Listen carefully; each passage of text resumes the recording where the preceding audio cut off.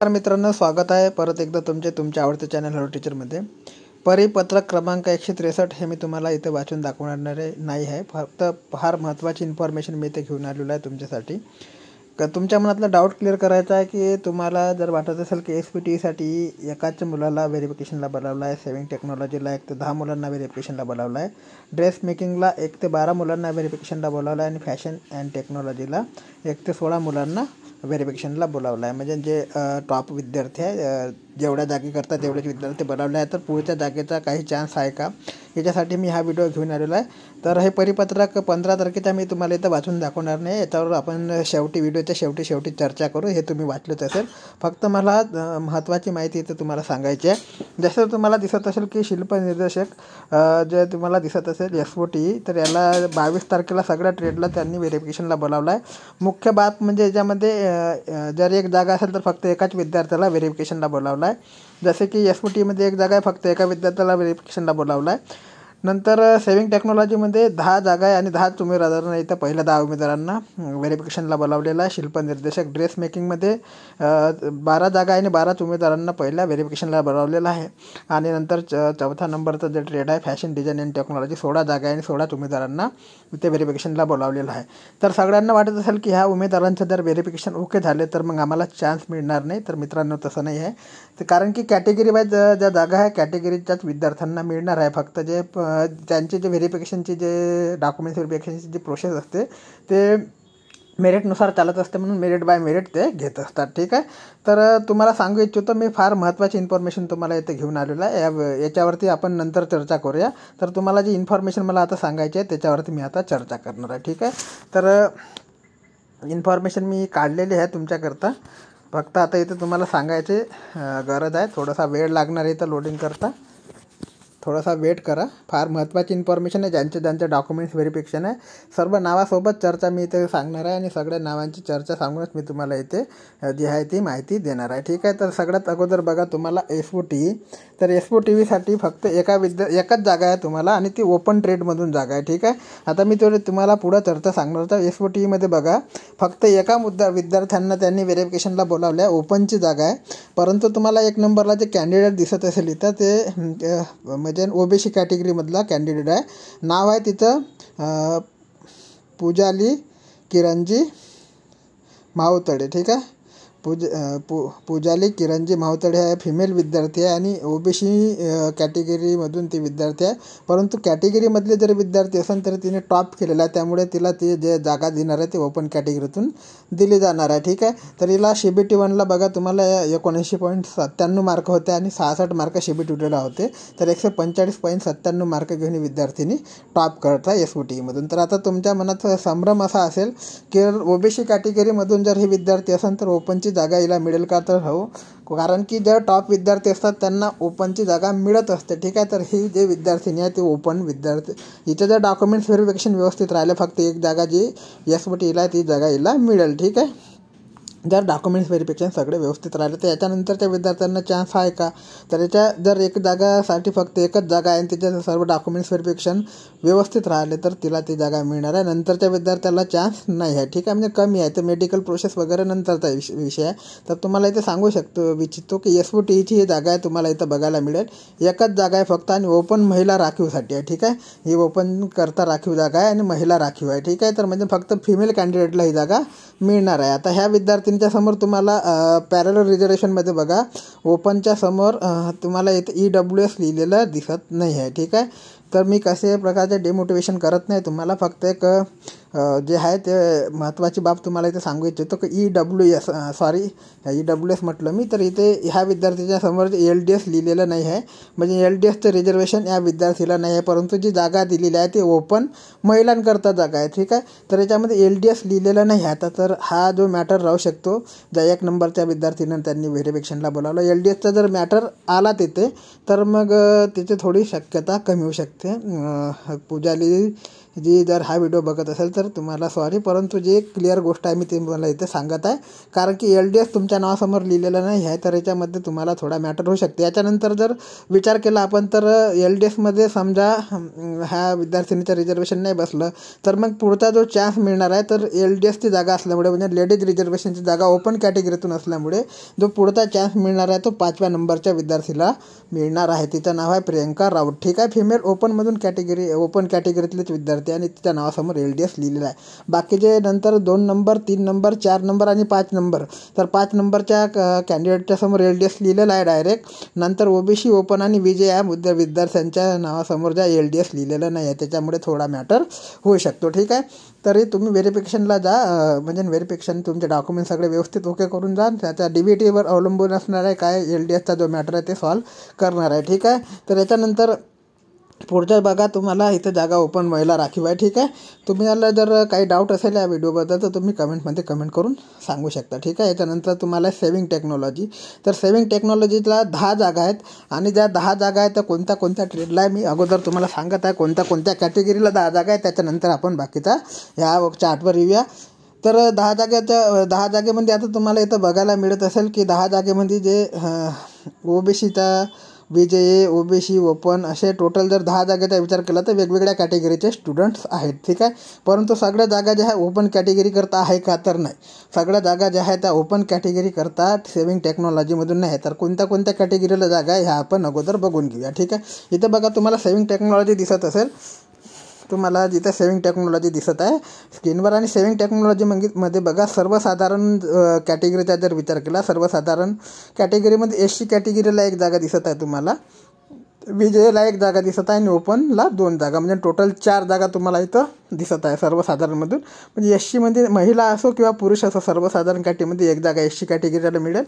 VJमध्ये 1 जागा जी आहे ती जागा पुरुष असो महिला असो 1 जागा जी आहे VJ कॅटेगरीला मिळेल, आणि ओपनमधून 2 जागा ज्या आहेत त्या पुरुष महिला असो 2 जागा ओपन कॅटेगरीला मिळेल. ठीक आहे, नंतर तुम्हाला अंशकालीन पदवीधरमध्ये NTB करता 1 जागा आहे आणि ओपन करता 1 जागा आहे. ठीक आहे, तर अंशकालीन पदवीधर ज्याला आपण PT रिझर्वेशन म्हणतो त्याच्याकरता 2 जागा आहे. ठीक आहे, आणि नंतर आपण बघितलं महिलांकरता तर EWSमध्ये 1 जागा, VJमध्ये 1 जागा आणि ओपनमध्ये 1 जागा, अशा टोटल 3 जागा तुम्हाला इथं बघायला मिळणार आहे. ठीक आहे, नंतर माजी सैनिकांकरता 1 जागा आहे. ठीक आहे, तर ओपनमधून ही जागा आहे माजी सैनिकांकरता, एक ते ओपनमधूनच भरला जाईल. ठीक आहे, ज्या कॅटेगरीतून ज्या जागा आहे त्या कॅटेगरीतून भरल्या जाणार आहे. जर इथे आपण बघितलं तर सर्वसाधारणमध्ये 4, अंशकालीन पदवीधरांमध्ये 2, महिलांमध्ये 3 आणि ओपनमध्ये 1, अशा टोटल जर जागा बघितल्या आपण 3 आणि 1 4, 4 आणि 4 8 आणि 2 10 जागा टोटल भरायच्या आहे. ठीक आहे, हे तुम्हाला माहीत झालं. आता आपण जर पहिल्या 10 कॅन्डिडेटच्या याच्यामध्ये विचार केला तर पहिल्या 10 कॅन्डिडेटमध्ये तुम्हाला सर्वसाधारणमध्ये 4 उमेदवार मिळतात का, अंशकालीन पदवीधरमध्ये तुम्हाला 2 उमेदवार मिळतात का, महिलांमध्ये तुम्हाला 3 उमेदवार मिळतात का, आणि माजी सैनिकांमध्ये ओपनमधून 1 उमेदवार मिळतात का, हे तुम्हाला बघावे लागणार आहे. ठीक आहे, तर याच्यामध्ये बघा सर्वात महत्त्वाचं म्हणजे आता सर्वसाधारण ओपनमधून ज्या जागा भरल्या जाणार आहेत, ओपन कॅटेगरीचा विचार जर आपण याच्यामध्ये केला तर ओपनमध्ये जर महिलांकरता माजी सैनिकांमधून ओपन करता 1, महिलांकरता ओपन करता 1, आणि अंशकालीन पदवीधरमध्ये ओपन करता 1, आणि सर्वसाधारणमध्ये ओपन करता 2, तर 2 3 4 5 जागा ज्या आहे त्या भरल्या जाणार आहे. परंतु 5 जागेचा विचार न करता आपण इथं फक्त 2 जागेचा विचार करणार आहोत. 2 जागेचा म्हणजे 2 आणि 1 3 जागेचा विचार करू, महिला ओपन 1 आणि सर्वसाधारण ओपन 2. ठीक आहे, म्हणजे 3 जागेचा विचार करूया. बाकीच्या ज्या जागा आहेत त्या स्पेशल कोट्यातून आहे, म्हणजे अंशकालीन पदवीधर हा स्पेशल कोटा आहे आणि माजी सैनिक हा स्पेशल कोटा आहे. ठीक आहे, तर 3 जागेचा जर विचार करूया तर 3 जागेमध्ये बघा इथे 3 जागा तुम्हाला ओपनमधून भरायच्या असल्यास त्याच्यामध्ये फिमेलसाठी 1 जागा आहे आणि सर्वसाधारणसाठी 2 जागा आहे. सर्वसाधारणमध्ये पुरुष महिला काही पण चालेल. तर ही जर जागा तुम्हाला दिसत असेल फिमेल शीतल भीमराव गोराव, तर हे जे महिला हिच्या नावासमोर LDS रिझर्वेशन नाही आहे तरी तिला जी आहे सर्वसाधारण कोट्यातून ही जागा दिली जाऊ शकते ओपन कोट्यातून. ठीक आहे, तर आणि नंतरची जी महिला आहे फिमेल तर हे सुद्धा सर्वसाधारण कोट्यातून जाऊ शकते, म्हणजे ओपनमधून जाऊ शकते. सर्वसाधारण कोटा 2 जागा तुमच्या इथे झाला. आता तुम्हाला तिसरी जी जागा आहे ते महिलांसाठी म्हणजे LDS लिहिलेली असायला पाहिजे. तर LDS लिहिलेली 3ऱ्या नंबरची कॅटेगरीची जी जागा 3ऱ्या नंबरची जी महिला आहे फिमेल तिला OBC तिच्या नावासमोर LDS लिहिलेलं नाही आहे, परंतु 4थ्या नंबरची जी महिला आहे तिच्या नावासमोर LDS लिहिलेलं आहे. म्हणजे ठीक आहे, तर शक्यतो ज्या 3ऱ्या महिला आहे मयुरी गेडाम नावाची तिच्या नावासमोर LDS लिहिलं नाही, त्याच्यामुळे थोडा जो प्रॉब्लेम आहे तो क्रिएट होऊ शकतो महिला जागेकरता. LDSचं जे रिझर्वेशन आहे फार महत्त्वाचं आहे आणि फार महत्त्वाचा मुद्दा हा गाजलेला आहे. त्याच्यामुळे ज्या 10 जागांकरता बोलावण्यात आलेल्या आहे 10 जागांमध्ये, तर 10 जागांमध्ये फक्त 3 जागा ज्या आहे सर्वसाधारण गटातून भरल्या जाणार आहे, ओपन कॅटेगरीतून. तर याच्यामध्ये बाकीच्या तुम्हाला कसल्या प्रकारचं म्हणजे जसं आपण व्हिडिओमध्ये बघितलं तर याच्यामध्ये तुम्हाला माजी सैनिक पण दिसणार नाही आहे आणि बाकीच्या ज्या कॅटेगरी अंशकालीन पदवीधरांचा ह्यासुद्धा दिसल्या जाणार नाही. तर याच्यामध्ये 10 उमेदवारामधून 3 जागा ज्या भरल्या जाणार आहे ते अशा प्रकारे भरल्या जाणार आहे. बाकीच्या जे लिस्ट आहे ते तुम्हाला पुढच्या वेळेस कळणार आहे, ठीक आहे. याच्यानंतर जर आपण विचार केला दुसरं जे ट्रेड आहे आपलं ते आहे ड्रेस मेकिंग. तर ड्रेस मेकिंग ट्रेडबद्दल सुद्धा तसंच आहे. तर ड्रेस मेकिंग ट्रेडमध्ये सुद्धा आता कोणत्या कॅटेगरीला किती जागा आहेत त्या अगोदर आपण बघून घेणार आहोत. तर ड्रेस मेकिंग ट्रेडमध्ये बघा सर्वसाधारण मध्ये SC कॅटेगरीला 1, STला 1, OBCला 1 आणि ओपनला 2 अशा प्रकारच्या जागा देण्यात आल्या आहे. म्हणजे टोटल जागेचा जर विचार केला आपण 2, 1, 3, 4 आणि 5 जागा टोटल भरल्या जाणार आहे. अंशकालीन पदवीधरमधून 1 जागा भरली जाणार आहे आणि महिला ओपनमधून ज्या महिला ओपन कॅटेगरीतून 2, SCतून 2 आणि STतून 1 अशा 5 जागा भरल्या जाणार आहे. महिलांमधून माजी सैनिकांमधून 1 जागा भरली जाणार. टोटल जागा ज्या भरायच्या त्या 12 जागा भरायच्या आहे, बरोबर. तर आता याच्यामध्ये आपण बघूया तर सर्वसाधारण गटातून ज्या जागा भरल्या जाणार आहे ओपन कॅटेगरी करता, तर ओपन करता आपल्याला इथं दिसत असेल 2 जागा, ओपन करता 2 जागा तुम्हाला इथं दिसत असेल. ओपन 2, ओपन 1 अंशकालीन पदवीधरांची जागा सोडून द्या तुम्ही. नंतर महिलांमध्ये जर बघितलं आपण तर ओपन 2 आणि 2 4 सर्वसाधारण गटातून 4 आणि 4 जागा इथे भरल्या जाणार आहे, ठीक आहे. याच्यामध्ये SCच्या 2, STच्या 1 आणि सर्वसाधारणमध्ये SC 1, ST 1 अशा जागा भरल्या जाणार आहेत. त्याच्यात जर विचार केला आपण तर सर्व कॅन्डिडेट आपल्याला इथे बघायला मिळणार नाही, ठीक आहे. तर याच्यामध्ये तुम्ही बघू शकता तर हा ड्रेस मेकिंगचा जो प्रोव्हिजनल मेरिट लिस्ट आहे याच्यामध्ये जर ड्रेस मेकिंगमध्ये 12 कॅन्डिडेटचा आपण विचार केला तर 12 कॅन्डिडेटमध्ये तुम्ही बघू शकता LDS म्हणजे लेडीज रिझर्वेशन असलेल्या 3 कॅन्डिडेट आहे, ठीक आहे. कॅटेगरीला लेडीज रिझर्वेशनची आवश्यकता नाही आहे, ठीक आहे. जे SC ST कॅटेगरी आहे त्यांना लेडीज रिझर्वेशनची आवश्यकता नाही. परंतु बाकीचे जे आहे ओपन OBC NT आणि BC यांना लेडीज रिझर्वेशनची आवश्यकता आहे, ठीक आहे. तर अशा प्रकारे तुम्ही बघू शकता, ठीक आहे. हे ड्रेस मेकिंगचं झालं. याच्यानंतर फॅशन डिझाईन अँड टेक्नॉलॉजी जर आपण बघितलं तर फॅशन डिझाईन अँड टेक्नॉलॉजीमध्ये 16 विद्यार्थ्यांना व्हेरिफिकेशनला बोलावण्यात आलेलं आहे. 16 विद्यार्थ्यांची नावे तुम्ही इथे बघू शकता. तर याच्यामध्ये तुम्हाला दिसत असेल की सर्वसाधारण 6 जागा त्यांना वेगवेगळ्या कॅटेगरीतून भरायच्या आहे आणि महिलांचा विचार केला तर 4 जागा ओपनमधून, SCमधून 1 जागा, STमधून 1 जागा, BJमधून 1 जागा, NTBमधून 1 जागा, OBCमधून 1 जागा आणि EWSमधून 1 जागा अशा प्रकारच्या जागा त्यांना भरायच्या. तर ओपन कॅटेगरीचा 4 जागेचा विचार आपण केला तर ओपन कॅटेगरीच्या 4 जागेमध्ये जर BJ हे जी विद्यार्थिनी आहे ती बसायला पण नावासमोर LDS नाही आहे, पण LDSच्या ज्या जागा भरायच्या आहे म्हणजे लेडीज रिझर्वेशनच्या ज्या जागा भरायच्या आहे त्या ओपन कॅटेगरीतून 4 जागा भरायच्या. बाकीच्या जागा आहेत त्या कॅटेगरीला मिळणार आहे. म्हणजे SC कॅटेगरीला SC कॅटेगरीतून STला ST कॅटेगरीतून जागा मिळणार आहे. तर ओपनच्या 4 महिलांमध्ये जर विचार केला तर LDSच्या जागा तुम्हाला इथं बघायला मिळेल. ज्यांच्या नावासमोर LDS लिहून आले त्याच्यामध्ये 3 नंबरची जागा आणि 4 नंबरची जागा सोडल्यानंतर ओपन कॅटेगरीमधूनच LDS लिहिलेली जी महिला 6व्या नंबरची आहे आणि 9व्या नंबरची आहे, ठीक आहे. तर हा जो मॅटर आहे तुम्हाला समजून घ्यायला आवश्यक आहे. LDS लिहिणं किती गरजेचं आहे. SC ST कॅटेगरी वगळता बाकीच्यांना LDSच्या महत्त्व मी मागच्या व्हिडिओमध्ये सुद्धा पटवून सांगितलेलं होतं, ठीक आहे. तर अशा प्रकारच्या हा जागा आहे. तर याच्यामध्ये तुम्हाला म्हणजे 16 जागा आहे तर 16 विद्यार्थ्यांनाच बोलावलं व्हेरिफिकेशनला, तर आमचा नंबर लागणार नाही का? तर हा तुमचा जो मोठा प्रश्न आहे, हा मोठा प्रश्न मी तुम्हाला इथं थोडक्यात समजावून सांगितलेला आहे. तुमच्या कॅटेगरीची जागा तुम्हालाच मिळणार आहे. स्पेशल रिझर्वेशन असेल तर गोष्ट वेगळीच आहे, ठीक आहे. तर याच्यामध्ये काही प्रॉब्लेम नाही. जर स्पेशल रिझर्वेशन असेल तर तुमचा चान्स आणखी इथे वाढतो. फक्त आता जो तुम्हाला व्हेरिफिकेशन जे बोलावले आहे ते ओपन जागेतून जे व्हेरिफिकेशन होणार आहे त्याच्याकरता याच्यात LDSचा मुद्दा फार मोठ्या प्रमाणात गाजणार आहे, ठीक आहे. तर अशा प्रकारचं व्हेरिफिकेशन मी तुम्हाला आता समजावून सांगितलं आहे. काही डाऊट असेल तुमचा तुम्ही व्हिडिओमध्ये कमेंट करून विचारू शकता. आता तुम्हाला जे सांगू इच्छितो मी तर जे परिपत्रक आलं आहे तुमचं डॉक्युमेंट्स व्हेरिफिकेशनबद्दल त्याच्याबद्दल आता थोडी चर्चा करूया. त्याच्यामध्ये काय नेमकं त्यांनी लिहिलेलं आहे तुम्ही वाचलं असेल, समजलं असेल चांगलीच गोष्ट आहे, नसेल समजलं एक वेळा आपण बघायला हरकत नाही, ठीक आहे. जर तुम्ही वाचलं असेल तुम्हाला समजलं असेल तर तुम्ही हा पुढचा भाग बघू नका. जर तुम्हाला समजलं नसेल किंवा काही डाऊट असेल तर तुमच्यासाठी हा भाग इम्पॉर्टंट राहणार आहे. तर परिपत्रकामध्ये त्यांनी क्लिअर काय लिहिलं आहे ते आपण बघणार आहोत, ठीक आहे. सर्क्युलर नंबर 163 ज्यांचे व्हेरिफिकेशन झाले असेल किंवा ज्यांचे व्हेरिफिकेशन ओके असेल त्यांना अभिनंदन, त्यांना माहिती झालीच असेल. याच्या अगोदर मी एक व्हिडिओ टाकलेला आहे, याच्या अगोदर तुम्हाला कळलाच असेल. त्या व्हिडिओबद्दल मी काय सांगितलं, मला कमेंट आला होता की आम्हाला जर प्रेफरन्स मन असेल तरी आमचं नाव यादीतून वगळलं तर याच्या मागे कारण काय असू शकते ते कारण मी तुम्हाला समजावून सांगितलेलं आहे मागच्या व्हिडिओमध्ये. तो व्हिडिओ तुम्ही बघितला नसेल तर तुम्ही कृपया करून बघा. तुम्हाला हेच सांगू इच्छितो की तुम्ही ज्या ट्रेडमधून अप्लाय केला आहे, ज्या कॅटेगरीतून अप्लाय केला आहे त्या कॅटेगरीला किती जागा आहे ते एक वेळा तपासून पहा. त्याच्यानंतरच तुम्ही बाकीचे जे आहे तुम्हाला ऑब्जेक्शन घ्यायचे आहे ते घ्या. ठीक आहे. परिपत्रक क्रमांक 163व्या नंबरमध्ये 15व्या तारखेचं जे परिपत्रक आहे याच्यामध्ये काय नेमकं म्हटलं आहे त्यांनी तुम्ही वाचलं असेलच. ज्यांचे व्हेरिफिकेशन परत एकदा मी सांगतो. तर याच्यामध्ये लिहिलेलं आहे परिपत्रक 163मध्ये कौशल्य रोजगार, हे काही मी वाचणार नाही आहे.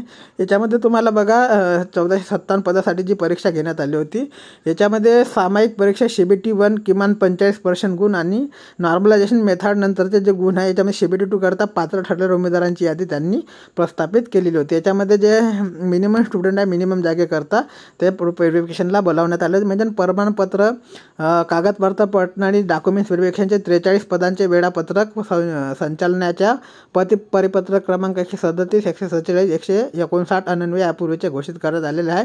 त्याच्यानंतर 4 पदांच्या उमेदवारांची प्रमाणपत्र पडताळणी म्हणजे 4 पदांचे जे उमेदवार आहेत त्यांच्यासाठी डॉक्युमेंट्स व्हेरिफिकेशन खालीलप्रमाणे असणार आहे. आणि त्यांचा जो पत्ता राहणार आहे तो आहे व्यवसाय शिक्षण व प्रशिक्षण प्रादेशिक कार्यालय मुंबई, औद्योगिक प्रशिक्षण संस्था मुलुंड, नवीन इमारत 3रा मजला, बाळासाहेब ठाकूरवाडी, मिठागर रोड, मुलुंड, पूर्व मुंबई 81. येथे तुम्हाला व्हेरिफिकेशनला जायच्या वेळेच्या आत तुम्ही पोचा. सोबतच त्यांनी सांगितलेलं आहे की मी तुम्हाला याच्या अगोदर व्हेरिफिकेशनच्या व्हिडिओमध्ये सुद्धा सांगितलं तरी उमेदवारांनी सोबत प्रपत्रात नमूद कागदपत्रांचा मूळ प्रती म्हणजे ओरिजिनल डॉक्युमेंट, सांख्यांतिक झेरॉक्स प्रती 3 संच तुम्हाला घेऊन जायच्या. प्रत्येक जे कॉपी आहे त्याचे प्रत्येक प्रमाणपत्राचे 3 झेरॉक्स तुम्हाला काढून घ्यायचे आहे आणि latest passport size colour photo. ठीक आहे. त्यातसुद्धा 3 कॉप्या तुम्हाला घेऊन जायच्या. ठीक आहे. मी अगोदरच तुम्हाला डॉक्युमेंट्स व्हेरिफिकेशनच्या व्हिडिओमध्ये ह्या गोष्टी सांगितलेल्या आहे. तुम्हाला वेळ रेडी ठेवायला सुद्धा सांगितलेलं होतं. ठीक आहे. तर अशा प्रकारचे आहे. काय न्यायचं आहे तुम्हाला तर ओरिजिनल डॉक्युमेंट्स न्यायचं आहे, प्रत्येक डॉक्युमेंट्सच्या 3 झेरॉक्स न्यायच्या आहे आणि पासपोर्ट साईज कलर फोटो याच्यासुद्धा 3 कॉप्या घेऊन जायच्या. जास्त असेल तर चालेलच. सोबत त्यांनी इथं ओळखपत्र दिलेले नाही तर ओळखपत्र तुम्ही नक्की घेऊन जा. आधार कार्ड, पॅन कार्ड तुमच्याकडे जे पण असेल ते घेऊन जा आणि ते आवश्यक आहे. याच्यानंतर आता तुम्हाला इथं दिसत असेल मी अगोदर सांगितलं आहे की शिल्प निर्देशक SOTE. तर SOTEला 22 तारखेला 12 वाजता 11 वाजता 22 तारखेला 12व्या महिन्यात म्हणजे या महिन्यात 11 वाजता जायचं आहे आणि एक जागा एकाच उमेदवार बोलावला आहे. अगोदर मी सांगितलेलं आहे तुम्हाला सुरुवातीलाच. तर कशा प्रकारे सिलेक्शन होणार. याच्यानंतर प्रमाणपत्र कागदपत्र पडताळणी डॉक्युमेंट्स व्हेरिफिकेशन करता उमेदवारांनी स्वतःच्या खर्चाने उपस्थित राहायचं आहे. याच्यात काही दुजाभाव आहेच नाही. ठीक आहे. नंतर आहे मूळ प्रमाणपत्र कागदपत्र सादर करणे आवश्यक राहील म्हणजे तुमचे मूळ प्रमाणपत्र आहे ते सादर करणे आवश्यक आहे. ठीक आहे. नंतर प्रमाणपत्र कागदपत्र पडताळणी म्हणजे डॉक्युमेंट्स व्हेरिफिकेशन करता बोलावण्यात आले याचा अर्थ तुमची निवड झाली असा होत नाही. हे सुद्धा आपण पॉईंट अगोदर पाहिलेले आहे. ठीक आहे.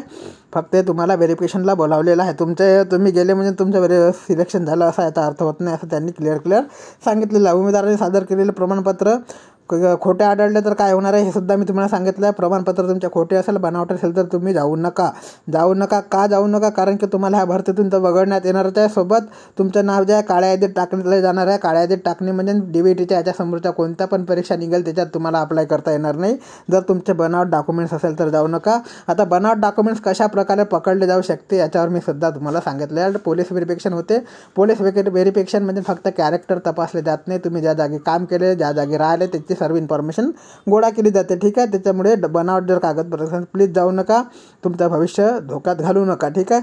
याच्यानंतर बघा तर तात्पुरती निवड सूची जी असणार प्रमाणपत्र कागदपत्र पडताळणी प्रक्रियेसोबत अंतिम निर्णय संचालन व्यवसाय व शिक्षण मंडळाचा राहणार आहे म्हणजे DBTचा राहणार आहे. प्रोव्हिजनल सिलेक्शन लिस्ट कागदपत्र पडताळणीचे वेळापत्रक तसेच अनुषंगिक सूचना ह्या केवळ संचालनाच्या www.dbt.government.in या अधिकृत वेबसाईटवर प्रसिद्ध करण्यात येणार असल्याने उमेदवारांनी वेळोवेळी संकेतस्थळावर भेट देणे आवश्यक आहे. ठीक आहे. अशा प्रकारचे परिपत्रक आहे. याच्यामध्ये आता तुम्हाला प्रमाणपत्र कोणते लागणार आहे ते थोडक्यात बघूया. याच्या अगोदर सुद्धा सांगितलं आहे. आदिवासी प्रमाणपत्र म्हणजे डोमिसाईल सर्टिफिकेट लागणार आहे.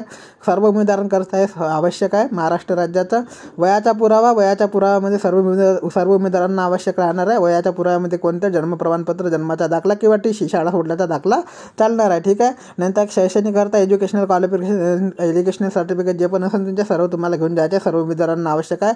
अनुभव प्रमाणपत्र सुद्धा ज्या पदाकरता आवश्यक आहे त्यांना घेऊन जायचं आहे. ठीक आहे. तर आपण अनुभव प्रमाणपत्राबद्दल एक थोडक्यात माहिती मी सांगू इच्छितो. तर संबंधित पदासाठी जाहिरातीमध्ये नमूद केलेलं अनुभवधारक पडता असल्याचे प्रमाणपत्र.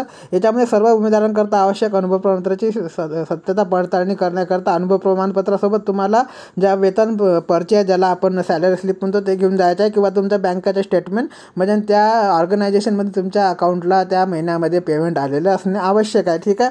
हे तुम्हाला घेऊन जायचं आहे. बनावट कागदपत्र टाळण्यासाठी यांनी हा मुद्दा दिलेला आहे. नंतर लहान कुटुंबाचे प्रतिज्ञापत्र. तर लहान कुटुंबाचे प्रतिज्ञापत्र सर्व उमेदवारांकरता आवश्यक आहे. ते तुम्हाला सोबत 3 प्रत घेऊन जायचं आहे किंवा तिथं सुद्धा त्या भरल्या जाणार. नंतर जात वैधता प्रमाणपत्र ज्या जातीतून तुम्हाला आरक्षण घ्यायचं त्याच्याकरता कास्ट सर्टिफिकेट आणि कास्ट व्हॅलिडिटी सर्टिफिकेट तुमच्याकडे असणे आवश्यक आहे. नॉन क्रिमिनल प्रमाणपत्र कोणाकडे पाहिजे तर सक्षम प्राधिकरण निर्गम केलेले 2022 ते 23 या वर्षाचे नॉन क्रिमिनल प्रमाणपत्र आवश्यक आहे. उमेदवार बीजी विमुक्त जाती, भटकी जमात क, भटकी जमात ड किंवा विमुक्त मागास प्रवर्ग म्हणजे एसबीसी कॅटेगरीत असल्यास त्यांना आणि प्रवर्गातील असल्यास तसंच खुल्या प्रवर्गातील महिला उमेदवारांना हे आवश्यक आहे. महिला उमेदवारांना काय आवश्यक आहे तर ह्युमन कॅटेगरीचा म्हणजे ह्युमन रिझर्वेशनचा फायदा घेण्यासाठी. ठीक आहे.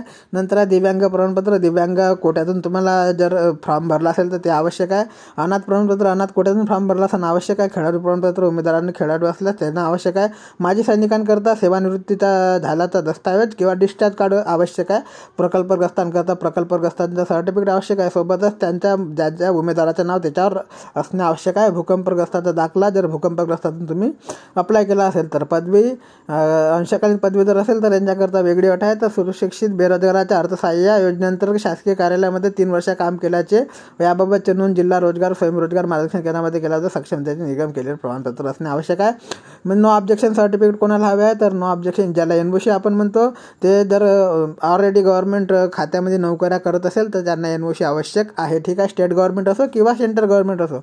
नंतर आहे संगणक अर्हता प्रमाणपत्र. ज्या ट्रेडसाठी आवश्यक आहे त्याच्याकरता संगणक प्रमाणपत्र आवश्यक आहे. नावात बदल झाला असल्यास महिलांकरता विवाह झाला असल्यास विवाह झालेल्या महिलांना मॅरेज सर्टिफिकेट आणि ज्यांनी नावात बदल केला असेल त्यांच्याकरता जे आहे ते दंडाधिकाराचे प्रमाणपत्र असणं आवश्यक आहे. नंतर ओळखपत्रामध्ये तुम्हाला पासपोर्ट, पॅन कार्ड, आधार कार्ड, मतदान ओळखपत्र किंवा ड्रायव्हिंग लायसन्स यापैकी काही एक घेऊन जायचं. बाकीचे तुम्हाला 2-3 घेऊन गेले सोबत तरी चालेल. ठीक आहे. नंतर आहे जे गुणपत्रक प्रमाणपत्र म्हणजे सक्षम प्राधिकरण निर्गम केलेले श्रेणी पद्धतीचे प्रमाणपत्र सुद्धा उमेदवारांच्या गुणपत्रक प्रमाणपत्रावर दर्शवलेल्या फॉर्म्युलानुसार आधारित आहे. ठीक आहे. तर अशा प्रकारचे डॉक्युमेंट्स व्हेरिफिकेशन आहे.